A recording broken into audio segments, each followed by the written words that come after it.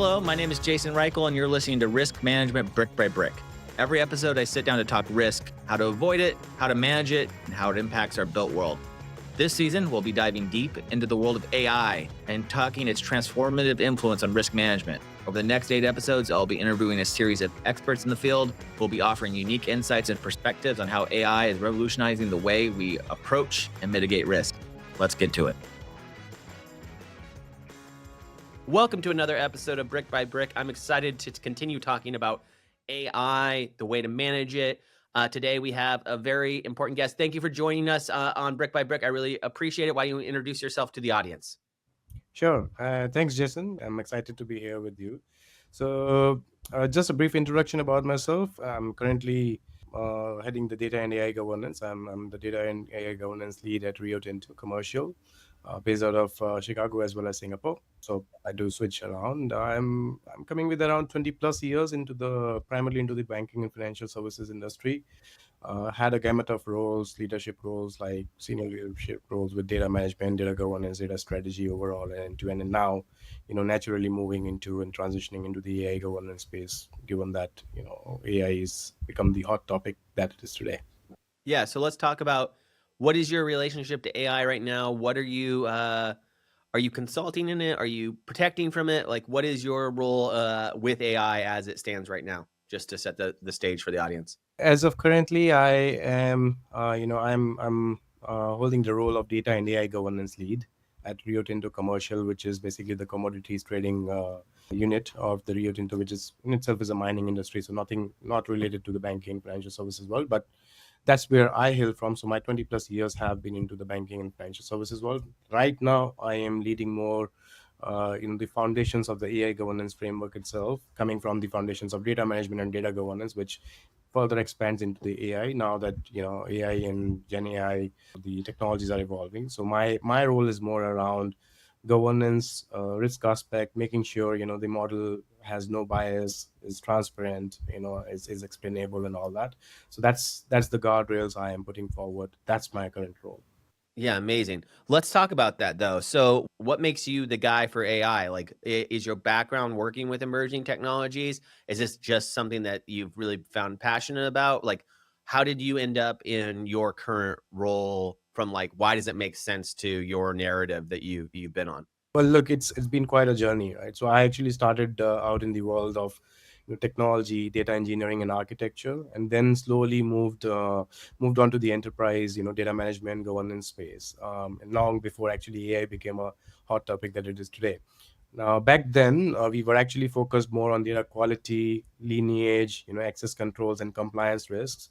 Making sure that the right data get to the right people at the right time. Right. So, but over time, as AI and advanced analytics, became embedded in every day in a day-to-day decision making, it was clear that we needed to evolve. Right. So, Yep. I actually found myself at this intersection of data, technology, AI, and risk, where I was naturally drawn to the AI governance and intentionally, expanded my portfolio and my profile. Because it builds on those same foundations that I have come across with during my past roles, but this is with higher stakes, high risk Yeah. systems, high risk AI aspects of things. Now at this particular stage, we are not just asking like, is your data right, or is the data right, but also, is the outcome fair? Is the model explainable, or can we actually trust what a model is doing, or AI model is doing? So that's where I come into. Now that transition, from managing data to governing the intelligence, is what really excites me, and it's complex, it's fast moving, and it has a real impact. But also, it has high risk factors associated with it. Yeah, That's where. let's dive into that because I think it's an interesting world. Is data engineering in the past was sort of like rectifying the archaeology. It's like it was like you went in and you found stuff and then you brushed it off slowly like a dinosaur bone, and then there was your insight, right? And then you bring that to the business. The world of AI is not working like that. The world of generative, the word generative is completely a different paradigm. So it's data, it's based on data. So it makes sense that, data people would be looking into it. But then we're also talking about this generative aspect. So I think that's important for the audience to keep in their mind about where data is now, that data is actually generating output, not insights, not things that people have to analyze, but actually the output. And that kind of brings us into a different world of talking about it and putting a bigger importance on, did we collect the right data in the first place to feed these models that we are now allowing to generate results for us, right? Or outcomes for us, as you said. So yeah, it's a Absolutely. fascinating world. There's a lot of different roles being changed because of this. And so it's very fascinating to hear about how your roles evolved. My first real question about this AI stuff and AI governance, especially around financial institutions, things like mining, things that are heavily regulated, is what does effective AI governance look like in high stakes regulated industries? Because I know in the tech industry, we're using AI all the time, but the risk is much lower. Yep. It's not, you don't need to be right every time, right? Where it's different in these regulated industries. That's a great question. Look, in highly regulated industries, and environments like banking, financial services, healthcare, these are all very highly regulated industries, right? So effective AI governance is actually what starts with the strong data foundations, right? So if your data is not well managed in the first place, your AI will never be trustworthy. So from there, it's more about putting in place, clear guidelines and controls. So who builds the model, right? Who validates it, and who monitors it after the deployment? What is the ongoing monitoring like? If we do we in- or are we ending up introducing bias while the model is running or it's in deployment, Right. right? So those are the kind of things that we look at. Further, it's also about making your AI models explainable and auditable. Uh-huh. So what I mean by that is, so that when regulators or auditors or even internal teams ask, why did the model even make this decision? How did it come to this particular outcome? We should be able to explain that. If we are not able to explain that, then we have not governed it correctly. So that's for you to showcase your work. It's not just a black box. It cannot be just a black box, right? So that's where that's where it is mandatory for regulated industry like financial Does institutions. that mean that the industry, let's say the financial industry, cannot be as cutting edge in using the latest of everything as other industries? Or does that mean you just have to work on the model and its deterministic values and have it be able to explain how it got there? Like, is it both like setting back to be safe and understand how these new models being introduced work? Or is it when the new models come out, retesting, having a testing suite, having results that that you can drive towards and know how it got there, and retesting all of those assumptions? It's probably both, but from your perspective, what produces the most risk? So I would say that the financial services actually deal with people's money, credit, and even trust, right? So Yeah, the risks are, of course, high risk, both technical, financial, reputational, and even regulatory, right? So and eventually operational risks as well, right? So I would say the big three risks that would stand out to me are bias and discrimination in AI models. So let's take a classic example of lending, right? yeah, So in lending or insurance and hiring, if you are creating bias, say you're not providing approvals to your lending products or credit card products to a certain demography, right? yeah. So to a certain demographics, that would obviously be a higher risk, right? So Yeah. that's a bias and discrimination. I would say another second one would be the Well, lack of. let me stop you. Let's take these one by one because they're so interesting. So when you see that bias appear in AI, and you ask, hey, why did you come up with that determination? Is AI honest enough, or is it guarded enough because it's based on unintentional, sometimes biases in the data sets it's given? Is it honest enough to be like, well, we're not giving this loan to this person because of social economic background and firmographic information, or will it make up some bullshit reason as to why it's doing that? Like, how do you validate? Yeah, so that's where the guardrails and AI governance comes into picture. That's where I come into picture, right? So when we start with a use case or even develop like start an AI model, we need to make sure what are the guardrails and the protocols around it. What kind of data set, what kind of data parameters we are actually feeding into the model, to be able to even introduce a bias in the first place, right? So Yeah, we need to validate the data. We need to do the ongoing validation of the model outcome to make sure that the bias is not getting introduced in it. So that's where it becomes really important within the financial services for sure, to not just blindly trust the model and to not just blindly just make a model because we want to innovate, right? So that's Yeah. where the guardrails come into picture. So before we even initiate the development or inception of or even a design of a model, we design the parameters around it, and that's when it becomes easier for the AI model to actually give a proper explainability on why, on basis of what parameter we actually didn't Got into it. we denied a loan, or we actually accepted a role, so or a loan. For example, if the model ends up approving every loan for someone who has a subpar credit score, Yeah. or have a history of debts or not paying the loan, so it wouldn't be biased, but it wouldn't be a valid or a accurate decisioning for the bank. So Yeah. again, Right. ending up with a financial loss. Right. Right. So we have bias. What other things are in there that Oh yeah, you? I already covered the lack of explainability. So Yeah. bias and Right. discrimination, lack of explainability is the second risk. The third would be more of a data drift or hallucinations, which we have heard a lot with ChatGPT and the other generative AI models these days, right? So where basically models, start making decisions based on something which is an outdated or a skewed data. So let's take a classic example of that.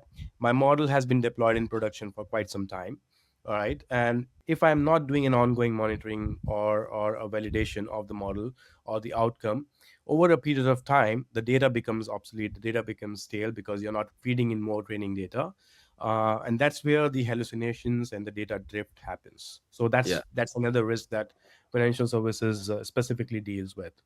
Yeah, those really awesome. And really thank you for breaking those down, because I think we have a lot of risk managers who work in other industries, and thinking about these three elements and how it builds trust with the model, but also allows you to actually action on the information coming out of the system, right? We're getting to a point now, for a lot of people, the AI is still really just messing with it and seeing what it produces at a single production level, meaning one human to AI. And now we're starting to see, the things you're talking about, it going into decision makings and all of these kind of areas, which give a lot of people pause, right? Yeah, Um, What's absolutely. your perspective on the ethical dilemma of AI? Do you feel like there's an ethical thing here, or do you feel it's like just another data tool in our arsenal and are excited about those outcomes? Where are you in your ethics around AI, and how important is it to make sure that you're creating an ethical AI? We're talking about bias, but I'm talking about AIs that actually produce results that can be understood, that all of these things. So sort of, where's your mind, about the morality, the ethics of AI, and the use of AI? So look, I've always been an advocate and proponent of ethical and responsible AI. So I've been, in fact, been one of the first cohorts to have formally trained and certified in the AI governance professional training, which is all about responsible and ethical use of AI and innovation. So we can take classic examples of our global regulations like EU AI Act, and even US executive orders on responsible AI. So I'm all for it, and specifically in the more regulated industries, not in the big tech world, because there, innovation takes precedence. But it's definitely one of the bigger challenges for highly regulated industries that we face today. A balance between an innovation or an Yeah, yeah. I ethical. mean, there, you have to balance data privacy, ethics, compliance, all of these things Yeah, in the world of financial institutions. But I mean, everybody needs to balance those things. There's right. probably fines and jail time and all those things if you Yeah, if you don't do it in your industry. But everyone should be thinking about these, right? And I have so many risk managers coming to me and going, "This was not even part of my job 5 years ago. Like maybe I had to buy cybersecurity right. insurance, and then I would just mess off and not think about it anymore." Now you're actually putting a new risk into the mix, which is a employee who is not a human, Yeah, right? A brain that is not yeah, human led. right. And so it's really interesting to think about, how do you balance innovation and the demand of businesses. All businesses are down. All businesses are struggling now more than they were in the past. Operations are keys at this point in time to businesses being successful. right? And really, efficiency seems to be on the mind of everyone. So innovation and rigor of demand is there, but how do you balance that against data privacy, ethics, and compliance? That's how do you make the decision on what you are going to use the AI for and what you're not going to use the AI for? Yeah. So I mean, look, I mean, it's a fantastic question. So it's an excellent question, right? So as I already mentioned, it is currently, definitely one of the biggest challenges that all of our, especially the financial services industries, face today. But it can be done, right? So the key is basically what we do is the build trust into the process, and instead of just blindly, building a machine and bolt it on afterward, right? So that means, we need to embed privacy checks, ethical reviews, and risk assessments early in the AI lifecycle itself. So when we decide an AI use case, so for example, if I'm going to use my AI use case for a credit lending system or a credit risk monitoring system, now how do I ensure that it's ethical? So during the inception and the design of that particular model itself, we decide that we are not going to use any personal information which would actually introduce any bias or discrimination. So for example, I'm not going to use a race, I'm not going to use age, I'm not going to use gender in my model parameters as the feed input, like as an input to the feed to actually drive my outcome. Do you think right now in that process that it's important to have that, let's call it a switchback system of going from AI system to human validation, back to AI system, back to human validation? Or are you a proponent of AI to AI to AI, so agent to agent to agent to agent to agent, to where the output is, you know, how important is the human verification at this point in time It is a must. in It's it? a must. I was in fact gonna come on to that point. For me, I do not take AI, I do not consider AI as artificial intelligence. I rather take it as augmented intelligence, right? So Yeah. that's what I try to call it as augmented intelligence. It's there to support the human in terms of the, monotonous banal work. But at the end of the day, where the systems are high risk systems, customer facing systems, I would not obviously take an AI agent to an AI agent, like from an AI to AI kind of a system. I would rather have a human verification done. For example, classic examples being chatbots, right? Yeah. I mean, if my chatbot, which is a Gen AI based model, it ends up generating answers which are sensitive, which are offensive in nature. Obviously, Yeah. I do not want that want it to continue and give me a reputational loss, and obviously a bad customer experience. So that's where I'm definitely not an advocate of AI to AI agent, agentic AI to AI transformation. However, when it comes to internal operational processes where I'm trying to reduce the operational costs, for example, taking meeting notes, which Yeah. is kind of a day to day activity, and it's kind of a loss of effort and manpower in things where that particular manpower can be used in a much better in a much better way. I Yeah. would rather not be having a human sitting there and listening throughout the meeting and taking notes. Yeah. Instead, my Gen AI model can actually read that and generate that for me.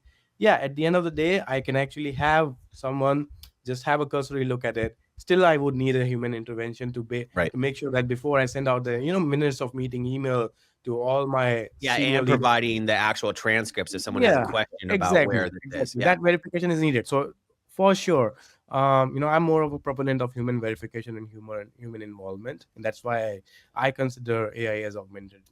Yeah, I definitely agree with you. That's how I view it too. I view it very much as a tool, and not to say that these systems aren't built on one another, but even in system to system designing, as a technical person, right now we have translation layers between systems. They're not really communicating directly and transforming information. It goes to an ETL, and the ETL does a transformation so that the human understands everything that's going in between two systems if something isn't going right, right? And I Right. think that's something that people need to consider as they're building these things out into their roles. Looking ahead, what should banks and insurers be doing today to prepare for emerging AI regulation? Like we're always talking about, is it your belief that you need to be following these good processes now so that when AI becomes regulated by the government and those kind of situations, that you are putting your models ahead of that and going, this is what ethical and good behavior looks like. This is how you should be building the regulations. Because I mean, not to be a cynic, but I don't really think that the government or has their arms around AI at this point in time and regulating it. How important is it for us to be demonstrating how this should be regulated? Is that something you think about? Yeah, every day, in fact, because the global regulations are changing every damn day, right? So, especially with the U.S., executive order was there with the previous government and the new government. There is a different executive order that's going to be in place. But with respect to EU AI Act, for example, it's already in effect starting Feb 2025. So, majority of the multinational organizations, they have to abide with it, even if the processes and the frameworks are not entirely defined or established. We still need to keep thinking about it, because it's going to come back to us like GDPR, very much like Yep. GDPR, right? So I mean, European Union being the first one to have an established model and act in place, we are already thinking on those lines. And in fact, what you would notice and observe is, other acts across the globe, like even our NIST risk management framework from in the US, as well as APEC data laws and AI laws, are all taking precedence from EU AI Act in one or the other way. So we are already in middle of it. So I would say the first step for me, to your question, should banks and insurance be doing today, what they should be doing today to prepare for the emerging AI regulations? I would say the first step is to definitely know my AI footprint, because that's something that also is missing in the current processes, because organizations are just looking at jumping into the bandwagon, to get innovation done one or the other way, but they have not even identified the right use cases or business processes. So I would Right. say the first step is to know your AI footprint. That's where the organizations are struggling with most number of failed or boxed projects. They Yeah. have spent a lot on AI advancements and innovations, but not to show much of a result or a revenue out of it, right? I would say another step is to actually baseline certain governance frameworks with protocols. We already have data governance frameworks in place, right? So we already have some data management frameworks like DAMA, EDM councils, data governance frameworks, which are already kind of laying out the foundations of how we should envisage the foundational layers of data, how we should monitor, have the protocols and policies. And I think we can expand that, and that's what I am doing in my roles currently, right? Or even in recent past, what I've done is, I've taken those frameworks, policies, procedures, protocols, expanded it to include some of the AI regulations and protocols around it, like what parameters we should be using specifically on the bias, explainability, traceability aspect of things. Finally, I would say yes, stay abreast. The organizations need to stay abreast, have their And not assume that the technology provider is the one yes, doing not this, right? exactly. I mean, then we need to have the in-house talent to stay abreast of the global developments, because they are evolving every day. Every day there's a new one or the other change in there. Say even in UAI Act now, looking at what happened with the executive order for responsible AI in the US, that was passed, the bill that was passed last year, and now it's changed. So EU AI Act is taking precedence from it, and bringing in some leniencies instead of being a more conservative law. Again, uh, the balance between innovation and all. But in that aspect, we need to stay abreast of the global developments. It's evolving every day. So I think that would keep any organization, no matter banks or insurance, it would keep any organization, ahead in what they are, in how they treat their AI models and how they envisage their AI models moving forward. Last question before we move on to risky or too risky, which is about this. And you said something that's interesting to me. Do you think it behooves organizations to have in-house AI talent versus just using external consultants to build these systems for themselves? It's not a straight answer. There's no straight answer to that, right? To each their own. Now, smaller organizations, obviously, like fintech startups, they do not have the leeway and leverage to have in-house talent as much as they can actually leverage external consultants, or even contract contingent workers who are more prone, like a fractional kind of roles, right? So they can definitely leverage. When it comes to bigger organizations, multinational banks, um, global banks like Citi and JPMCs and all, they obviously would like to have either hire a new in-house talent, hire new talent from outside, or even develop and upskill their in-house talent and who was already there in data management, data strategy. Those would be the natural um, followers or leaders to next step leaders to take over AI governance as well. So I think it's a balance. It's a mix of both. When it comes to in-house talent, they might not be aware of the latest technologies. They might not be well up to the mark with respect to the latest policies and procedures and developments, and that's where they can use the services of the external consultants like McKinsey's and the Deloitte's and the big fours who are obviously who have obviously hired talent specifically to consult and advise on those aspects. But I think it is important, when it comes to the ownership and bottom line responsibility to take your own products forward internally, it is important for you to have your in-house talent as well. Thank you so much, man. Fascinating conversation. I love seeing that this AI stuff is in every aspect of every kind of industry, from the most regulated to tech startups just building wrappers and kind of doing really risky stuff out there from a product perspective. It's just interesting. We're kind of like it's kind of like cloud all over again, right? With the added benefit of potentially this even being a bigger deal to how we actually build software and build product in our own businesses. Let's move on to risky or too risky. So I got a couple questions for you. There's no right or wrong answer. First one, investing heavily in a single technology trend without diversification, risky or too risky? Too risky. Too risky. Now, in the past, people have been all in on, Microsoft or some technology, and they're just kind of taking at what they want. But, my feeling is in the world of AI, there's not a clear winner right now, and you shouldn't be specific to one thing, especially, everyone's saying, Microsoft might win this thing, Google might win this thing, but Microsoft, because they're already embedded in all the enterprises and they have all of your data, but sometimes you don't want these models to have all your data, as we talked about on the show, right? You might want them just to have the data points if you're trying to build a decision model from an AI perspective. So very, very interesting. Why is it too risky for you? Couple of reasons for that. One, your business use case might not align with all the one single technology stack or tech stack, which I have seen personally in my own experience.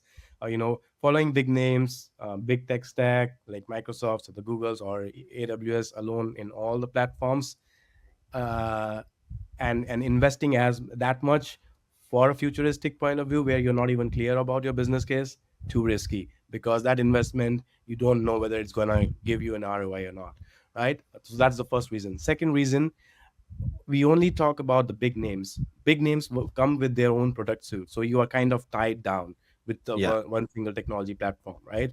Whereas there are so many innovators, so many new startups and so many new platforms which can actually be a good fit for your specific smaller use cases. And that's where I would say diversify your tech stack and the platforms or tools to use specifically which for the use cases that you have good clarity on. You can actually go with those tools and platforms in a short term or a tactical approach rather than a strategic approach of taking a whole set of tech stack with one one technology provider.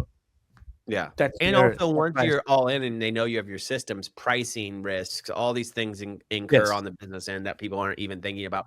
Everyone's acting like they're like, I can't believe AI is so cheap. I'm like, it's so cheap right now while they're trying to get everybody onto these models, right? Precisely. They So would keep increasing the subscription. So that has happened with the data platforms earlier, the data engineering platforms. We see that with the cloud platforms. It has already happened now that they have established. AI is still new. They are trying to break into the market. Once you are sold, you're probably sold for life, and Yeah. then you have to go through another I transformation. think I know the answer on this one, but allowing AI to handle critical client communications without human supervision, risky or too risky? Too risky. We have already answered that. Yeah. Too risky, yeah. Listen to the first part of the podcast if you're Yeah. interested in why, right? Let's see. Engaging in a business deal without a formal contract for you personally, risky or too risky? I would say risky. Risky, right? Not too risky, yeah, because Yeah. it's kind of it's a situational, it's a circumstantial kind of an answer. It depends on the circumstances. And I'll ask you this question in both of your environments. You said Chicago, right? And Singapore. Is that right? Am Yeah. I right on the places? Taking a shortcut through a dark alley at night, Chicago, risky or too Depends on risky? where you're living. If you're living in downtown and taking a downtown dark alley, yes, too risky. If you're in suburbs, depending on again which area you're, which neighborhood you're living in, risky or too risky. There's no right answer. Just be vigilant. It's not never been too risky for me, to be honest. I'm used to it. Yeah. Okay. Singapore, too risky or risky? Not even risky. Not too risky. Too safe. I would say Too too safe. safe. It's a safe Find the haven. dark ways. Yeah, Yeah. you can leave your wallet, you can leave your phone anywhere, and you will find it's there intact for you to take it back, hour or 2 hours, or even the next day. Last question of the show here. Let's looking forward, what excites you the most about the role of AI in building smarter, more resilient functions in your industry? Like, what are you really like, sort of? It's still emerging, but you're like excited about the promise of it. What areas are you applying AI to right now? Yeah, so look, I do love the potential of AI itself in making life simpler. As I said, augmented intelligence, it is making life simpler. It is making life simpler in terms of even the smallest of the things, your day-to-day activities that would take more time for you. For example, taking meeting minutes as a project manager, or as a project manager, if you want to just make up excels, of want to do formulas and all, you have those gen AI formulas now that you don't want to do VLOOKUPs on your own and all that. So Yeah. those are classic, like, easier, simpler cases or examples of making your life easier. And I also love the potential that the AI has to make your specifically on the risk aspect, the risk teams being more proactive than reactive. So providing those guardrails and a clear structure at the inception of the models itself on where we can direct it. If we actually do it well, it would reap results, right? So I think what excites me even more is, as we already mentioned, responsible AI, right? The systems that not only perform well, to do so ethically, transparently, and fairness built in, but with a human touch. So human intervention, as I said, is important. um, I would say the combination of human and AI is what excites me more, instead of the whole AI agent to AI agent thing. I would say, unless AI or agentic AI is not established enough, haven't gone through the whole risk monitoring and vigilance process, it doesn't make sense to go into, like, jump onto that bandwagon. But I am really excited on what it has to offer from a day-to-day evolution perspective. I am super excited about. I am a big proponent and have been for a long time of organization process called the second brain, where all of Right. your information is going into this. And I have been now recording, and basically every meeting I have with an external person who I find interesting, like these podcasts, but also my personal meetings, taking all of that and putting it into my AI meeting notes, having it then reference things like my daily pages that I write, and then saying, hey, this reminds us of the time we were talking to so and so, and they were mentioning this other thing, right? So I've been finding it very, very interesting in bringing back up ideas and making connections. And I find that to be really fascinating because I think that we all have the job we're trying to be done today. Like we're both on a podcast today, but this information that we've talked about is more actionable than just this podcast today, and getting through an interview per se. And I love the Yeah. idea that we're reusing our intelligence and reusing this background. So I find it to be really, really fascinating. The other thing from a risk perspective that I think is interesting is the big elephant in the room for all businesses is they all know they have a risk appetite, which is you can't have business without risk. But no one can really wrap their arms around something at any given point in time and say, hey, what does my risk appetite really look like right now? Where are my biggest, Right. where am I opening myself up to the biggest risks? Was that risk worth it? Right. These are things that, risk managers really don't have time to answer today, that I'm really, really excited that AI is going to be able to be looking at this data and then allowing people the flexibility to ask questions of the data that they didn't ask to begin with.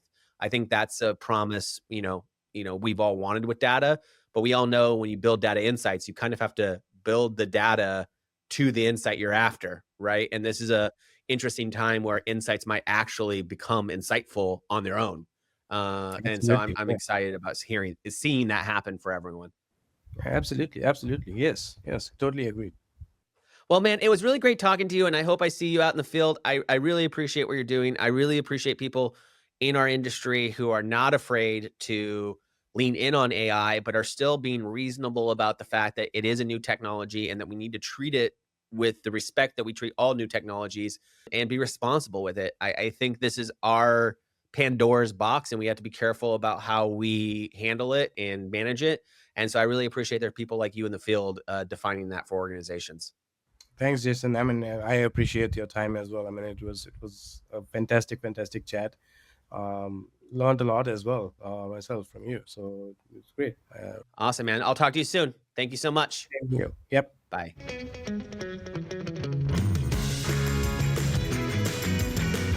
Risk Management Brick by Brick is brought to you by TrustLayer.